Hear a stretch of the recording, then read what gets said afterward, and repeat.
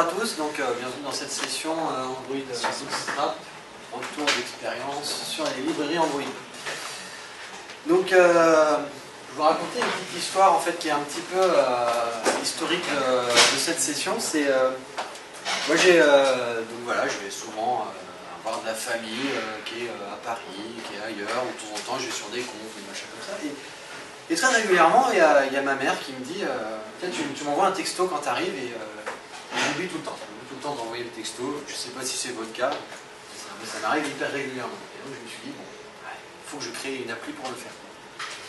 Donc j'ai appelé ça tout simplement Oublie pas maman. Je vais la sortir prochainement. Là, il a fallu que je prépare cette conférence, donc j'ai pas eu le temps de sortir l'application, mais ne me piquez pas l'idée, s'il vous plaît, je la garde pour moi. Vous allez la voir prochainement. Et bref, je me suis dit, je vais faire cette appli, mais j'ai pas envie de partir from scratch, de tout réinventer. À l'opposé de Cyril Mottier, qui aime bien, lui, redéfinir ses propres composants graphiques, moi je suis dans la catégorie des développeurs feignants qui aiment bien regarder ce qui existe et reprendre un petit peu le code, se l'approprier, et puis partir de choses qui sont relativement standards, parce que je ne me considère pas comme étant le meilleur développeur de la Terre, et donc je ne me considère pas légitime comme capable de créer des composants. Donc en partant de ça, je me suis dit, je vais faire une appli pour ça, mais je vais me baser sur les standards. D'où le Android Bootstrap. Après, en faisant l'appli, je me suis dit, c'est pas si simple que ça. Et donc, ça va être justement le retour d'expérience un petit peu, non pas sur Oublie pas maman, mais sur une autre appli qui du coup est un petit peu plus pertinente. Alors, qui suis-je? Je suis Jean-François Garot, donc moi je suis consultant chez SQLi Nantes. Accessoirement, je suis aussi GDG leader à Nantes. Donc GDG, Google Developer Group, c'est une des nombreuses communautés qu'il y a en France. Et donc, j'ai une désynchro avec mon mode. Voilà, comme ça va être mieux. Voici en gros ce qu'on va voir. Pourquoi, quels sont les enjeux qui sont derrière ce retour d'expérience, qu'est-ce qu'on a comme librairie, les solutions qui existent éventuellement pour contourner, le cas pratique dont je vous ai parlé, qui n'est pas Oublie pas maman, mais c'était pour la petite anecdote, et enfin les liens. Cette présentation est une présentation HTML, vous aurez le lien à la fin, j'ai déjà mis le lien aussi sur la clé, comme ça vous pourrez récupérer, et c'est déjà d'ailleurs sur le web. Les enjeux, c'est quoi les enjeux en fait? C'est qu'est-ce que vous diriez si je vous dis que vous pouvez maintenant créer des super applis facilement, assez rapidement? Et ça l'enjeu en fait, c'est on veut créer quelque chose qui ne prend pas forcément beaucoup de temps, parce que souvent on va nous demander de la productivité, on va nous demander d'être performant, on va vouloir faire des choses qui sont standards, on va vouloir faire les choses que les gens ils ont vues dans la dernière keynote, on va vouloir faire des choses comme ça. Et on n'a pas forcément tout le temps les compétences ou le temps de pouvoir faire comme je disais, comme Cyril, qui lui a la compétence pour recréer ses propres composants. Et puis un des trucs aussi qui est important, mais que souvent on oublie, c'est on veut d'une appli qui soit rétrocompatible, parce que c'est bien beau de sortir un truc qui est valable pour Jelly Bean, mais moi je m'adresse à des applis qui vont tourner, alors peut-être plus sur Donuts, maintenant c'est un peu vieux Donuts, mais je vais quand même m'adresser sur des applis qui vont tourner au plus vieux maintenant, j'aurais tendance à dire sur Froyo, à la limite. Je pense qu'on peut raisonnablement se dire que Froyo c'est la limite maintenant. Il y a encore des téléphones sous éclair, mais bon. C'est un autre débat par rapport à une conf que j'ai pu voir récemment. Et donc, qu'est-ce qu'on a? Les librairies à la rescousse. En fait, justement, Android maintenant commence à être un OS plus mature, et donc va nous proposer un certain nombre de choses pour enrichir nos développements, pour nous permettre avoir accès à tous ces standards. Et aujourd'hui, alors par abus de langage, j'ai mis accès à un attente, j'identifie grosso modo 3 façons qu'on pourrait utiliser pour dire que c'est des librairies.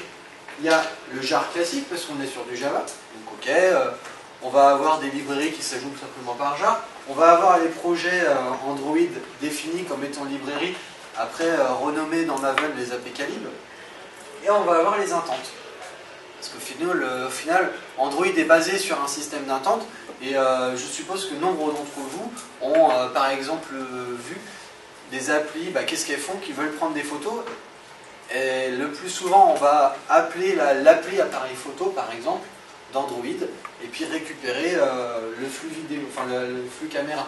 Ou de même pour scanner des barcodes, par exemple. Moi, j'ai pas envie de m'amuser à embarquer Zingra et compagnie. Je fais l'intente qui correspond pour récupérer mon code barre. Donc c'est pour ça que j'ai mis les intentes, en fait.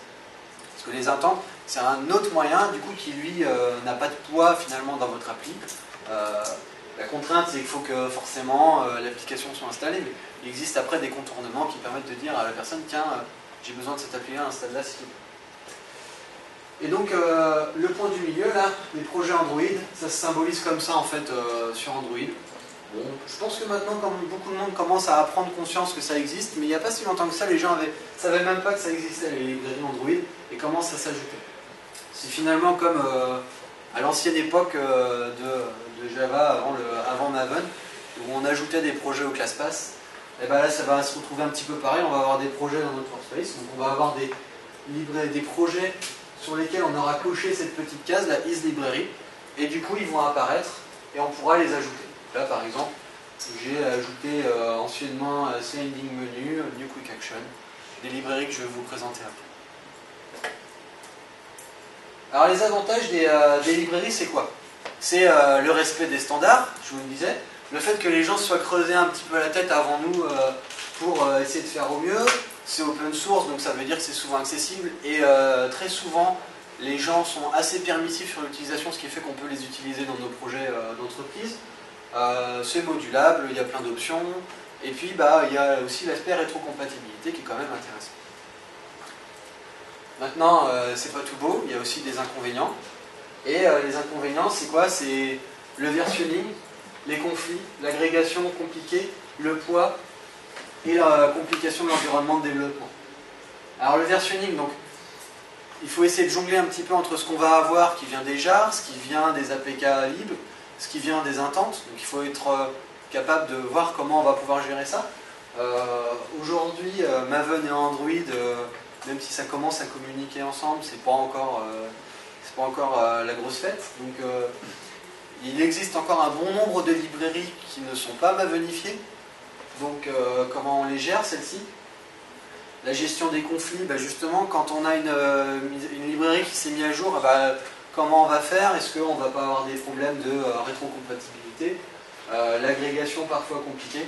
Ça, l'agrégation, j'y reviendrai après, c'est dans les contournements. En fait, c'est le principal point noir, c'est que quand on va vouloir utiliser plusieurs librairies, je ne sais pas pourquoi pour l'instant, et si vous décidez de faire une librairie, je ne vous encourage pas à vous baser sur le modèle de l'héritage. Parce que nous sommes en Java, et en Java, on ne peut pas multi-hériter.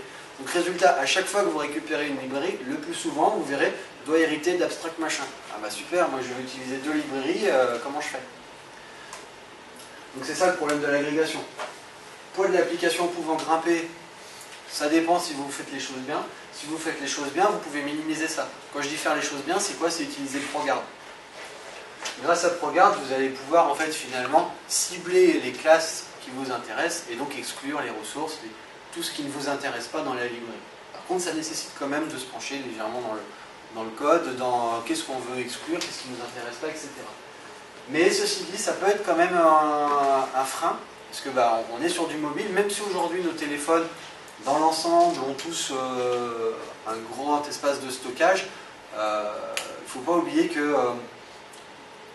si on oublie le contexte français, qui est un contexte où on est sur des téléphones récents, et qu'on se penche par exemple sur le contexte arabe, qui est aujourd'hui un des marchés les plus émergents au monde, en termes de smartphones, eux, ils n'ont pas le Nexus 4, ils n'ont pas le Galaxy S4. Eux, ils travaillent avec quoi? Ils sont avec des HTC Magic, les vieux qu'on avait, et ils ont à nouveau cette restriction de place.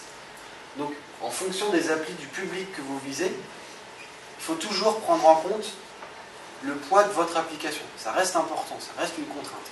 Donc, ça peut être un inconvénient et un frein à l'intégration, du coup, dans votre projet d'une librairie.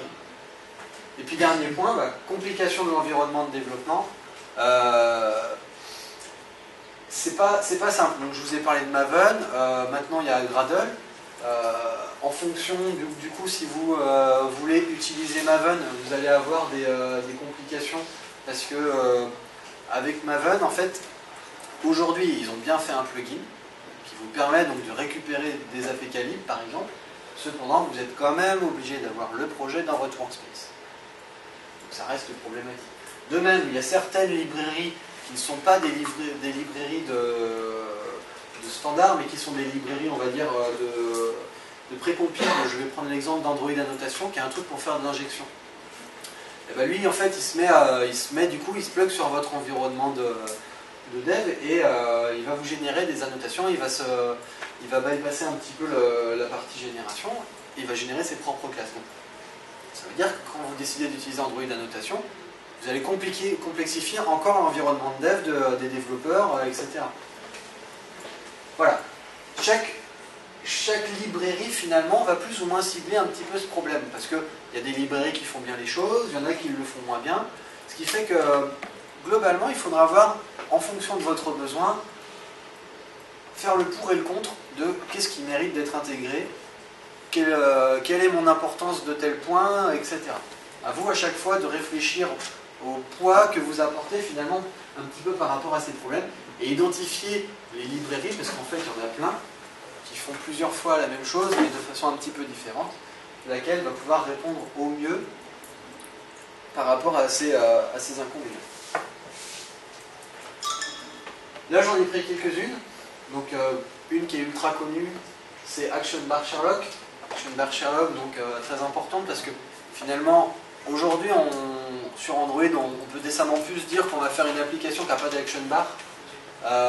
Et c'est vrai que l'Action Bar est quand même apparu avec la version 3 d'Android. Donc c'est vrai que comme je vous parlais tout à l'heure de Froyo, bah, ça nous laisse Froyo, Gingerbread, qui n'ont pas encore l'Action Bar. Il la faut, et Action Bar Sherlock, il est là pour ça. Et Action Bar Sherlock, il va même jusqu'à 1.6. Donc ça, c'est très bien.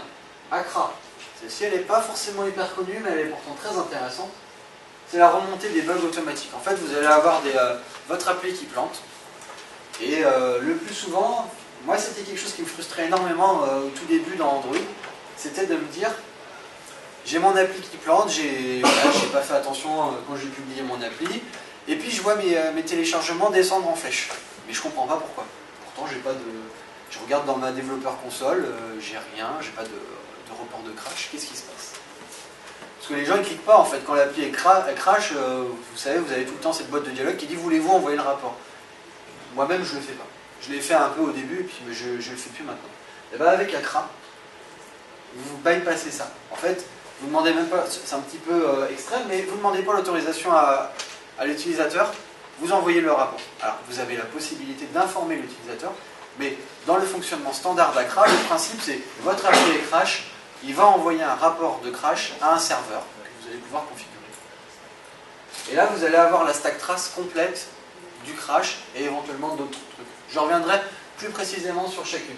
Le compatibility package, donc ça c'était Android qui a mis ça en place avec toujours à l'arrivée de 3.0 pour mettre en place les fragments. Le View Pager devient aujourd'hui quand même un des éléments clés de la navigation sur les applis type smartphone où on veut naviguer entre pages. Et puis après il y en a d'autres, il y a All Everywhere, Maps. Alors c'est pas vraiment Maps V2, c'est plutôt, il faudrait dire Google Play Services. Navigation, je changerai, c'est navigation Drawer, qui est donc le nouveau nom que Google a donné pour le sliding menu. Donc vous savez, ce fameux menu là qui se déplace, et ben, ils sont enfin décidé à le mettre en standard. Ça s'appelle le Navigation Drawer.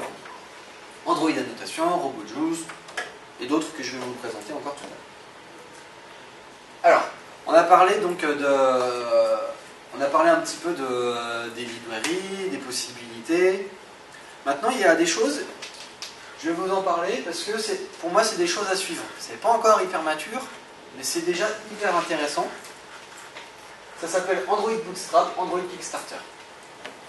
Android Bootstrap, c'est un projet Git qui en fait, c'est pas moi qui l'ai fait, hein. J'ai pris le nom pour ma présentation, mais c'est pas moi qui suis derrière Android Bootstrap. Mais ça vit, hein, ça vit encore. Il y avait des commits il n'y a pas longtemps.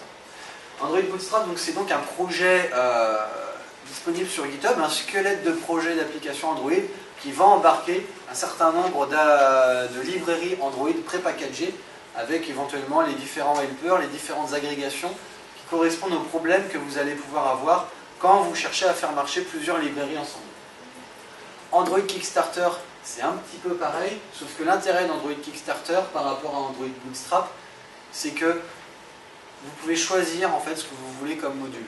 Vous allez dire, tiens, je veux Action Bar Sherlock, je veux le Spring Template, je veux Android Annotation, je veux ça, je veux ça. Vous cliquez sur plusieurs librairies, vous cliquez sur un petit bouton Generate et paf, ça vous sort votre module, votre application pré-packagée avec déjà ces modules-là embarqués dedans. Ça, c'est très intéressant. Pourquoi c'est à suivre Parce que pour l'instant, il n'y a pas encore beaucoup de librairies. Je pense que... Enfin, il faut le voir que voilà, c'est de l'open source, les gars, ils font ça sur leur temps perso. Ils n'ont pas forcément tout le temps de pouvoir mettre ça à jour. Mais c'est déjà vachement bien. Et un des gros intérêts, par exemple, d'Android Kickstarter, pour moi, c'est vous offrir la possibilité d'avoir un squelette d'application Android avec un joli pomme Maven qui marche bien. Et ça, c'est pas négligeable. C'est vrai qu'en entreprise, on a envie d'avoir des trucs mavenifiés parce qu'on veut mettre ça dans une pique. Et bah du coup, moi, l'autre fois j'ai eu à sortir un des projets qui était mavenifié, bah, qu'est-ce que j'ai fait? J'ai pris le squelette généré par Android Kickstarter. Après, j'ai fait un petit peu de custo, parce que bon, voilà, comme je vous disais, c'est pas encore parfait, mais c'est déjà un bon début et ça vous fait économiser déjà vachement de temps. Comment je fais pour configurer mon pomme, etc. Il le fait pour vous. C'est très très bien. Et il est à jour aussi. Il y a énormément d'activités autour de ça. Vous pouvez même contribuer, vous pouvez solliciter, il répond très régulièrement à tout ce qui est bug, etc. Donc, le do it yourself, au final, vous allez quand même devoir en faire un petit peu. Parce que vous allez vouloir intégrer des librairies qui ne sont pas présentes, des trucs qu'il n'a pas encore voulu faire. Ou alors vous allez vouloir intégrer des librairies qui ne sont pas mavenifiées, des librairies extérieures, des choses, etc. Et donc, j'ai mis en solution possible, en fait, c'est pas vraiment des solutions, mais c'est plus des idées. 3 choses. Ultimate Android Library, Android Toolbox, Android UI Pattern. Android Ultimate Library, c'est un site qui est plus de 3 jours, mais aujourd'hui, la communauté des librairies n'évolue plus énormément. Il y en a quelques-unes qui sortent de temps en temps, c'est moins qu'à un certain moment. Et pourquoi il est bien ce site? Parce qu'il va vous référencer, en fait, un certain nombre de librairies qui correspondent à des besoins de développeurs. Par exemple, je veux faire quelque chose, je veux une librairie qui va me gérer de l'ORM pour ma base de données. Et ben, je vais aller voir, du coup vous allez avoir un truc database, ORM, paf, ORM Android. Il va vous donner le lien vers la librairie, etc. Donc ça c'est assez pratique, du coup, ça va vous donner une idée. Malheureusement, vous ne pouvez pas forcément les tester, mais déjà ça référence, ça dit qu'est-ce que ça fait et ça les catégorise. Ça c'est intéressant. Android Toolbox, c'est un peu pareil. Et Android UI Patterns, lui par contre, il est plus. Alors il a eu un petit souci récemment. Ça c'est une appli Android à la base. Et Android UI Pattern, c'est un gars qui s'est amusé à intégrer un peu toutes les librairies qu'il trouvait sous la main et à les foutre dans une seule application pour que vous puissiez les voir tourner en fait. Donc ce qui est vachement bien avec ça, c'est que du coup vous avez le code source, vous pouvez voir l'intégration. Vous pouvez tester du coup chacune des librairies en une. Vous n'êtes pas obligé de télécharger toutes les applications de chacune des librairies. Le seul inconvénient, c'est que comme il a mis Android UI, il s'est fait bouler il n'y a pas longtemps par le Name Services de Google et il est retiré pour l'instant du Play Store.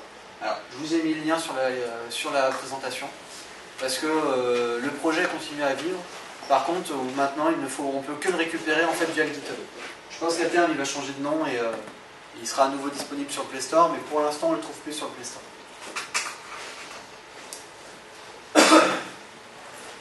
Alors, le cas pratique. Donc, du coup, je me suis dit, pour mettre un peu, oublie pas maman, c'est bien, mais ça couvre pas forcément beaucoup de cas. Donc, j'ai réfléchi à un cas d'utilisation qui était un peu plus complet. C'est une appli. Je vais faire une appli pour un événement pour le Brest Cantar. Je ne l'ai pas publié, je voulais pas, parce qu'elle n'est pas non plus optimisée. Mais le principe de cette appli, ça c'est le lien vers le GitHub en fait. C'est dispo sur GitHub, comme ça vous pourrez avoir le source vers l'intégration. Ah, j'ai pas mis de flashcode, mais. Il n'y en a pas beaucoup qui mettent. Après, c'est qu'en fait, c'est pas l'APK, c'est direct, c'est le repo GitHub en fait. C'est pour ça que je me suis dit, j'avais pas envie de mettre directement. Et donc oui, l'objectif, vous voyez, enfin, que vous devrez voir à travers ça, c'est pas fait pour être optimisé, c'est pas fait. Et d'ailleurs, je ne vous conseille pas de faire ce que j'ai fait là, c'est-à-dire mettre 36 000 librairies dedans, c'est une très mauvaise idée. Mais c'est plus pour montrer l'intégration de différentes librairies ensemble. Alors.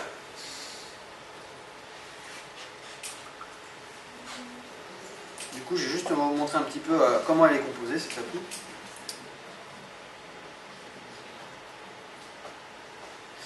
Alors, là, le chargement, donc là, vous voyez, j'ai des pages, j'ai un chargement de pages, et je vais venir un petit peu après sur chacune des choses. Donc, voilà, j'ai des pages, c'est très bien.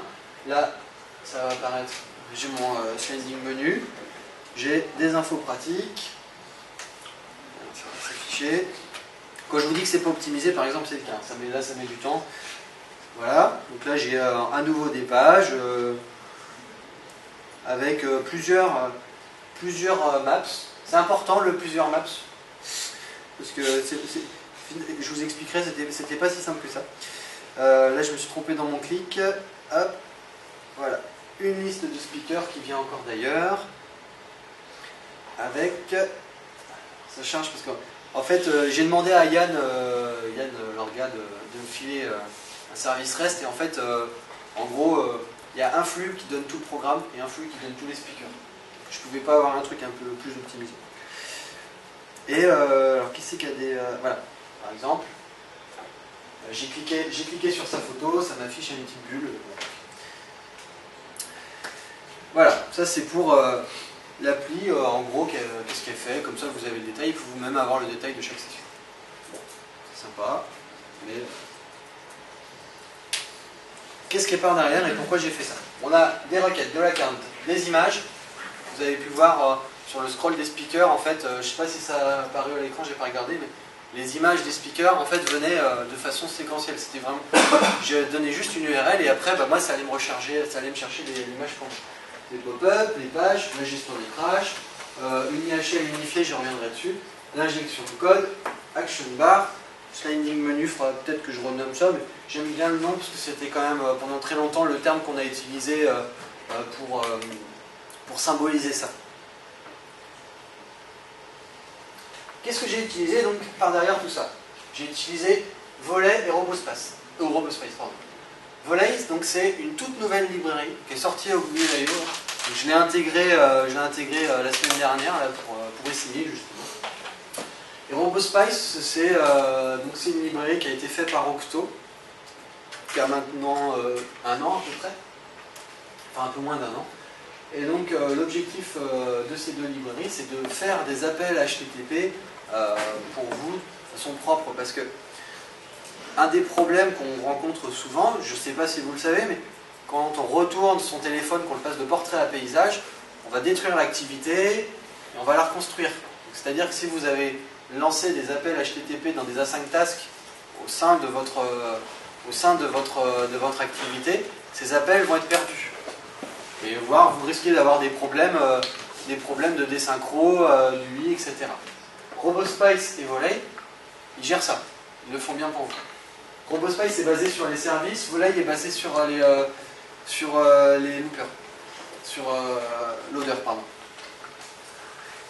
Et Volley, il fait un truc en plus, il fait la gestion des images. Donc, je ne l'ai pas mis là, mais parce que je ne l'ai pas utilisé pour ça.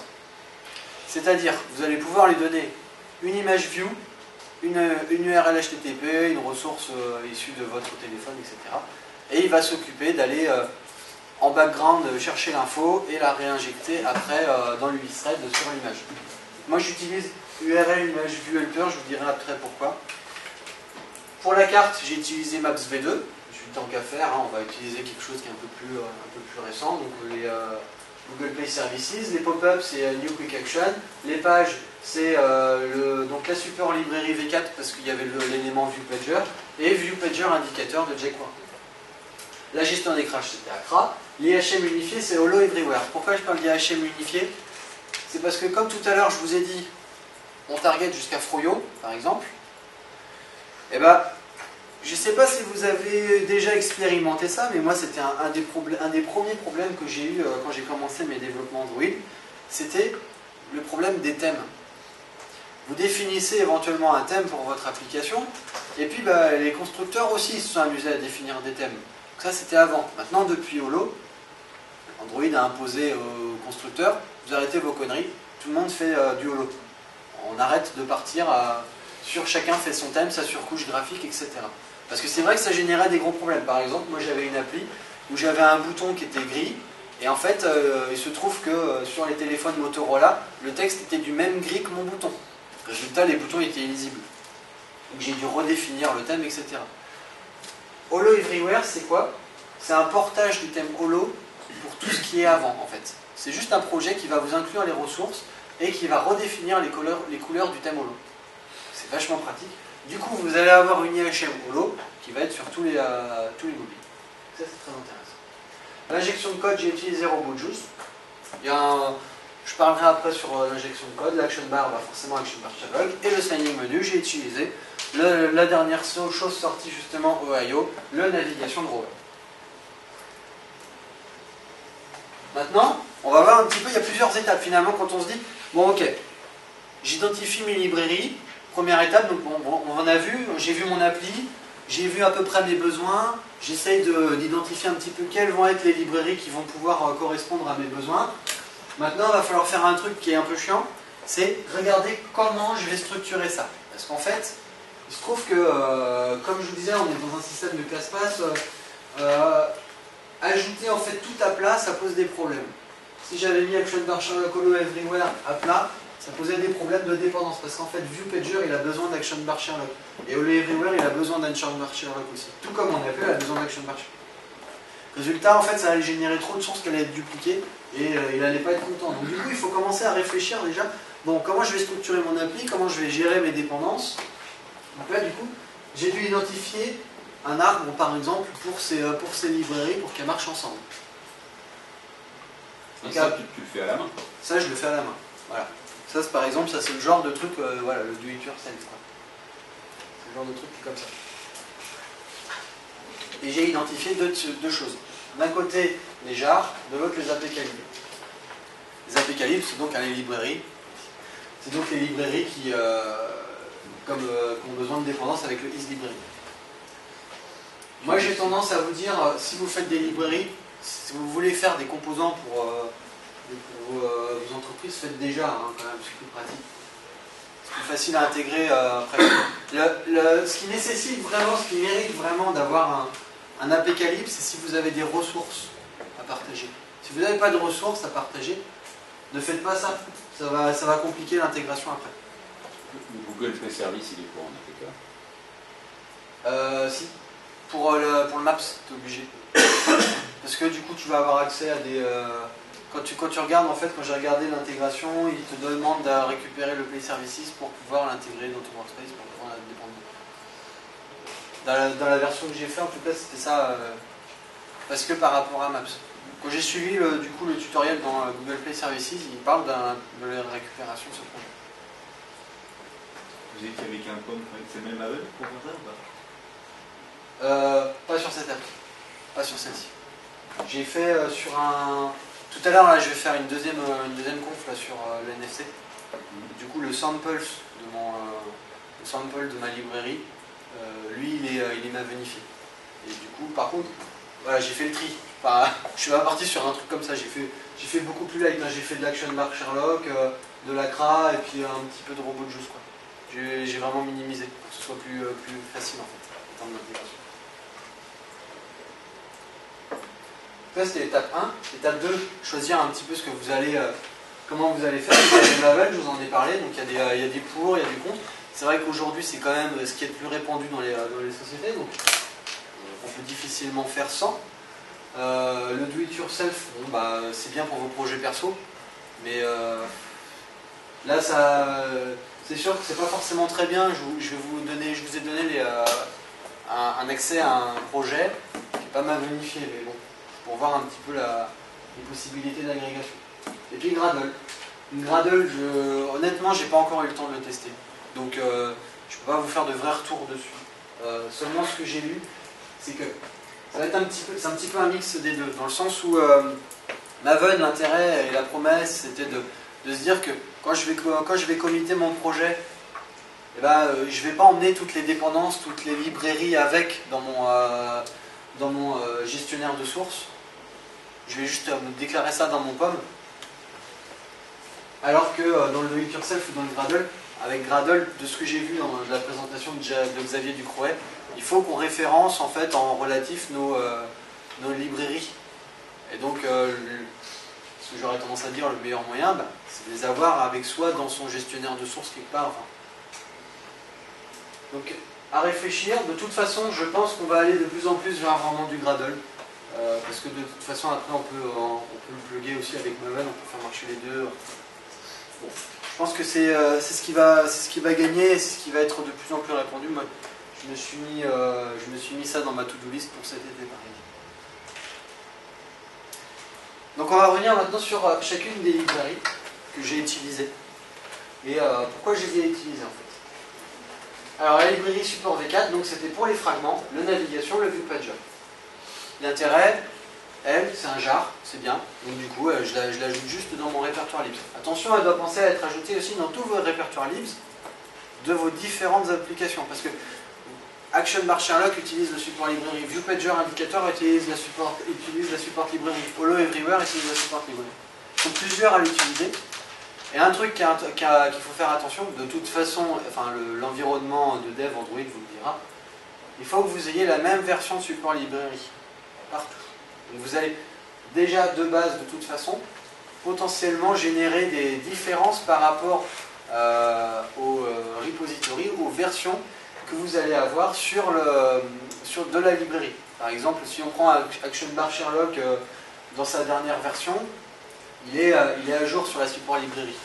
Mais par exemple, le Everywhere, je ne sais plus quel est son rythme de vie, je ne suis pas sûr qu'il ait intégré le dernier jar de support librairie sorti par Google, quoi. Donc, ça c'est un premier truc. Faites attention quand vous intégrez celle-ci. Vous devez l'intégrer déjà dans tous les libs de vos projets. Avant, dans la version qui précédait Gradle, il fallait le mettre qu'une fois. Et en fait, on pouvait l'irriter par dépendance. Maintenant, il le faut dans chacune. Donc ça a évolué. En plus, en fonction de la version du build SDK que vous allez avoir, vous n'aurez pas le même comportement. Accra, donc c'est très bien, ça s'intègre juste avec un jar. Et cerise sur le gâteau, pour moi, c'est la contextualisation de vos erreurs. Le truc qui est génial avec Accra, c'est que vous allez être capable, dans vos rapports de crash, bon, déjà de récupérer la stack trace, c'est assez intéressant de voir où ça a planté dans votre code. Mais la deuxième chose qui est hyper intéressante, c'est que vous allez pouvoir, en fait, pendant votre appli, définir quels sont les états de votre application, dans une sorte de variable temporaire qui traîne avec votre application, votre objet application. Et au moment du crash, ça va être envoyé avec le rapport. Qu'est-ce qu'on peut mettre dedans, par exemple? On peut mettre par exemple dedans le chemin qu'a pris l'utilisateur avant le crash. Moi, c'est ce que je fais. Du coup, j'ai une variable que j'appelle chemin, que je concatène. Et du coup, quand j'ai un crash, je sais exactement quels écrans il a suivi, quel clic il a fait, quel texte il a rentré, par exemple, pour être capable de reproduire le crash, en fait. C'est vraiment super bien pour ça. En termes de back-end, il y a plusieurs solutions. Il y a aujourd'hui, c'est le truc le plus simple à mettre en œuvre, c'est un Google Spreadsheet. Mais c'est pas ce que je vous conseille de mettre en place parce que ça va bientôt s'arrêter, étant donné que vous avez, je ne sais pas si vous avez eu l'occasion de voir, mais les Google formulaires commencent à évoluer petit à petit. Là, il y a des nouveaux Google formulaires qui sont beaucoup plus complexes. Résultat, les API vont être cassés et ça ne va plus marcher. Donc, du coup, il faudra se rabattre sur d'autres choses. Et donc, il y a soit du back-end d'App Engine, soit vous pouvez créer votre propre back-end avec un projet qui s'appelle Acralizer, qui est basé sur CouchDB, avec un front-end d'Angular. Plutôt sympa. Moi, c'est ce que j'ai fait.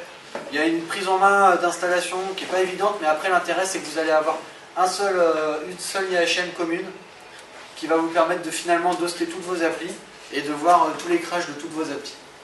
Donc, l'inconvénient, enfin voilà, vous avez soit la solution avec un back-end d'App Engine qui va se rapprocher un peu d'Acralizer, soit Acralizer qui lui est du coup sur un back-end perso, donc il faut avoir un serveur dédié ou quelque chose comme ça, quoi. Mais à la limite en entreprise, je pense que c'est pas trop un problème.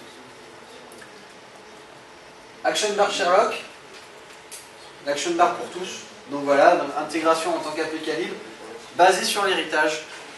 Et en fait, d'un côté, c'est là, en fait, j'aurais envie de dire que c'est lui la source du problème. C'est que Action Bar Sherlock est tellement indispensable et tellement bien foutu que c'est lui qui fout la grouille quand on veut intégrer plusieurs librairies.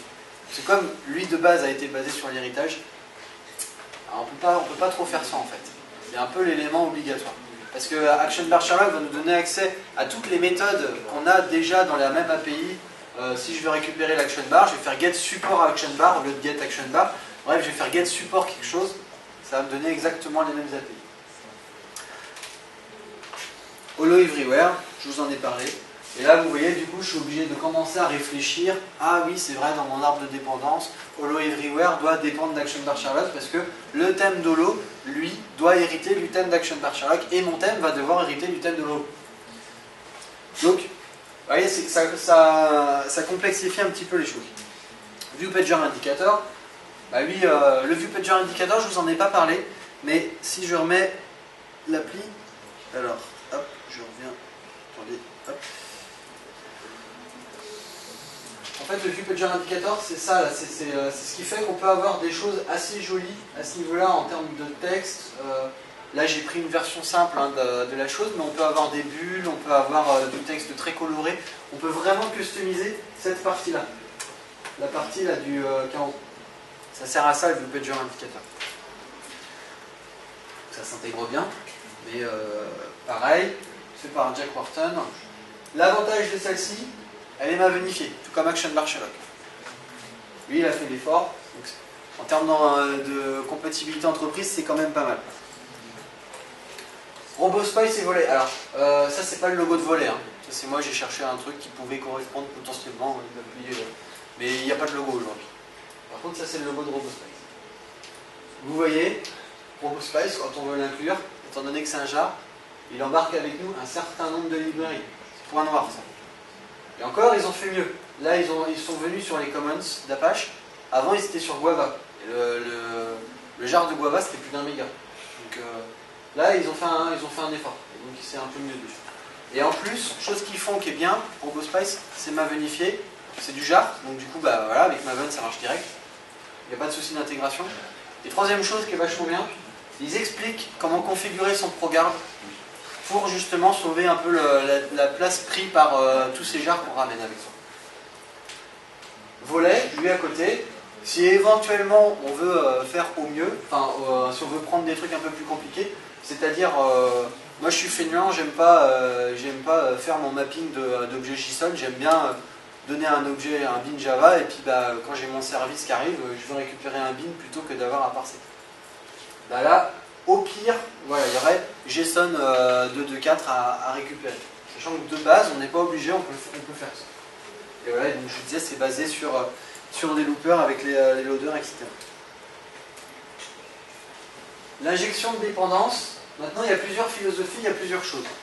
Il y a RoboJuice, ce que j'ai choisi, et il y a deux autres choses qui sont assez et après, les autres solutions qu'on va trouver en général sont sur de la pré-compile.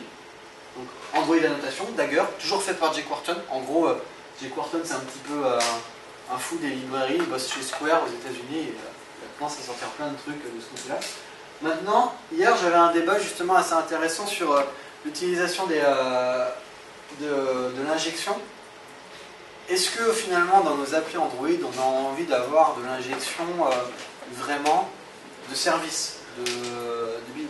Moi, ce qui m'intéresse quand je veux faire de l'injection sur Android, c'est plus pour économiser un petit peu tout le boilerplate code qui correspond au find view by ID, les get ressources, get string, etc. C'est ça qui me saoule à écrire. Ça sert à rien, c'est pas très intéressant. Et c'est en ça que j'aime bien ces librairies. Android Annotation, si je ne l'ai pas choisi, c'est simplement parce qu'en fait, je trouve que il y a beaucoup de gens qui l'adorent, hein, cette librairie, et elle a beaucoup de qualité. Mais moi, je n'aime pas parce qu'Android Annotation va vous générer en fait des classes. Vos activités elles vont toutes se faire préfixer par un underscore. Résultat, si vous utilisez en Android Annotation, vous allez devoir penser par exemple dans vos manifestes XML, dans vos trucs, dans vos références, à ne plus référencer votre activité avec laquelle vous travaillez, mais à référencer l'activité avec un underscore. Ce qui peut finalement générer beaucoup de soucis quand on travaille en équipe, si les gens ne font pas attention, s'il y a des gens qui arrivent nouveaux sur le projet, puis ne connaissent pas bien Android, ça va générer des grosses sources d'erreurs. C'est pour ça que j'ai exclu Android Annotation. Par contre, c'est vrai que c'est du précompile et que RoboJuice, à côté, lui, il a un temps de chargement qui est important. Quand vous loadez votre application, il y a un chargement du contexte qui est à prendre en compte, qui du coup fait que votre application ne va pas être réactive tout de suite. Ça peut poser des problèmes. Alors j'essaierai de compléter les slides a posteriori. Je redemanderai à Thomas Guérin qui faisait une conf hier là, sur le Google Cloud Messaging. Il m'a parlé d'une dernière librairie, d'une nouvelle librairie d'annotation, qui elle est beaucoup moins parasite par rapport à Android Annotation et qui est aussi en précompile. Autre point noir quand même sur RoboJuice, on peut faire de l'injection de vue dans un fragment, dans une activité. On ne peut pas faire d'injection de vue dans une vue. C'est un petit peu chiant quand on a tendance à travailler avec des listes view et qu'on va vouloir avoir cette injection qu'on a l'habitude d'avoir sur nos ressources, etc. au sein de custom view qu'on va créer pour nos listes view. Ça, avec RoboJuice, vous oubliez. Vous êtes à nouveau obligé de faire votre fan view by ID. Voilà, donc c'est à savoir. Vous ne cherchez pas, il m'a dit qu'on pouvait faire de l'introduction. Non, pas sur ça. Voilà, Google Play Services intégré. L'inconvénient, ça va être tout ce qui est autour de la génération de la clé Maps. Après, il faut faire attention. Je vous ai dit tout à l'heure, j'ai utilisé plusieurs maps.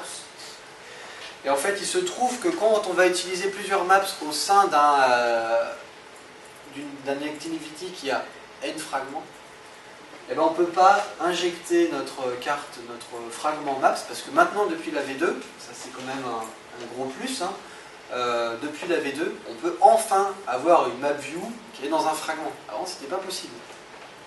Et maintenant, on peut, mais par contre, l'inconvénient, c'est qu'on ne peut pas avoir dans notre XML une map view, enfin l'équivalent de la map view support, qui vive dans plusieurs fragments de notre activity.